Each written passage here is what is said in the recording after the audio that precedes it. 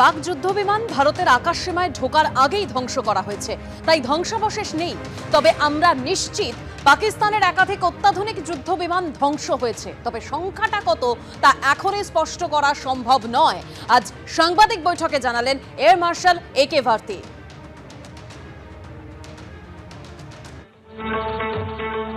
About taking down our aerial platforms.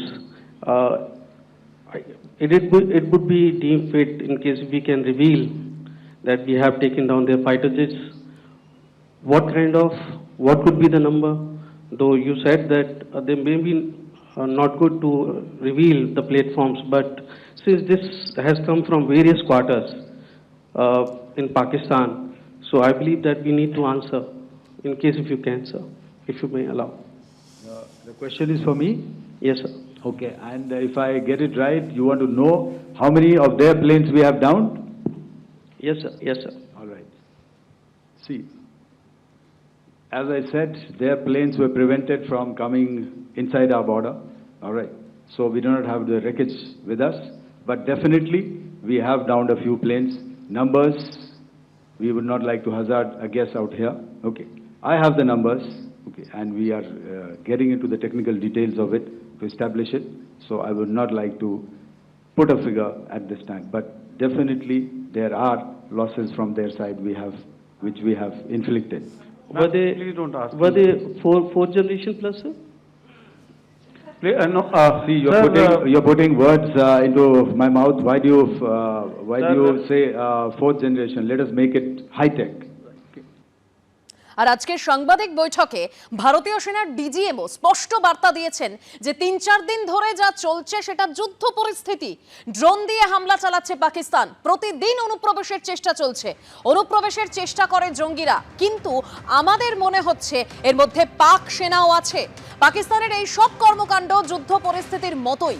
সেনার 3 বাহিনীর সাংবাদিক বৈঠকে মন্তব্য ডিজিএমও রাজীব ঘাইয়ের। मेरा सवाल है, क्योंकि ये हमारे जो पहले जो एक्शन रहा वो आतंकवाद के खिलाफ रहा, तो आतंकवाद में अजहर मसूद की तरफ से एक बयान जारी किया गया था जिसमें उन्होंने कहा कि हम इसका बदला लेंगे और जाज रुलाएंगे। तो क्या अगला, अगर खुदा न खास्ता अगला टेरर अटैक किसी भी तरह का होता है, तो क्या उसे एक्ट ऑफ वॉर में हमारी तरफ से लिया जाएगा और उसका क्या माकूल जवाब दिया जा सकता है?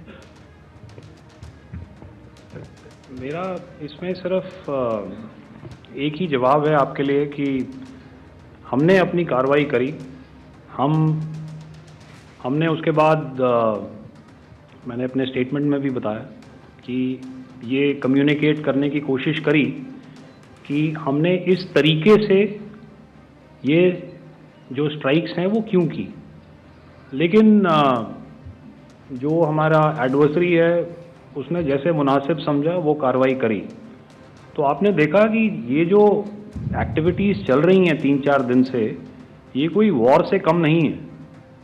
नॉर्मल सर्कमस्टांसेस में एक दूसरे देश की एयरफोर्सेस हवा में नहीं उड़ती हैं और एक दूसरे के ऊपर स्ट्राइक्स नहीं करती हैं। हर रात इंट्रूजन्स नहीं होते हैं। लाइन ऑफ कंट्रोल पर सीज फायर वायोलेशंस, आपके एक साथी ने सवाल पूछा था शुरू में, एक सीज फायर अंडरस्टैंडिंग था, वो भी जा चुका है। उस सीज फायर अंडरस्टैंडिंग के जाते जो फायरिंग हो रही है लाइन ऑफ कंट्रोल में, उसमें घुसपैठ की कोशिश हो रही है। आमतौर पर ये घुसपैठ लाइन ऑफ कंट्रोल में टेररिस्ट करते हैं, लेकिन हमें इन्फॉर्मेशन है कि हो सकता है ये पाकिस्तान आर्मी की टोलियां भी हों जो हमारे पोस्ट के ऊपर खामी पहुंचाने की कोशिश कर रही हैं। तो ये सारी एक्टिविटीज़ तो वॉर में शामिल हैं। तो ये कहना मुश्किल है कि आगे क्या होगा, वो स्पेक्यूलेटिव जोन में आ जाता है और मैं स्पेक्यूलेट नहीं करना चाहता हूँ। हर एक सिचुएशन अलग होती है और उससे एक तरीके से डील किया जाता है। सर मैं एक सवाल इसका मैं जवाब देना चाहता हूँ, 1 मिनट। जो मिलिट्री होता है, our main job is to prevent war and maintain peace and stability. So it is not that our response is a graded response. That means अगर किसी ने किया तो उसको graded उसमें किया, जैसे terrorist action हुआ तो what we did is a terrorist action and we destroyed all the terrorist camps. उसके बाद आपने देखा कि उनने थोड़ा सा कोशिश किया तो हमारे एयरफोर्स एंड आर्मी ने क्या किया, तो मिलिट्री टारगेट्स हैं उनको उनके ऊपर थोड़ा. So our aim is to maintain peace and tell our adversary that you do this and the response will be bloody.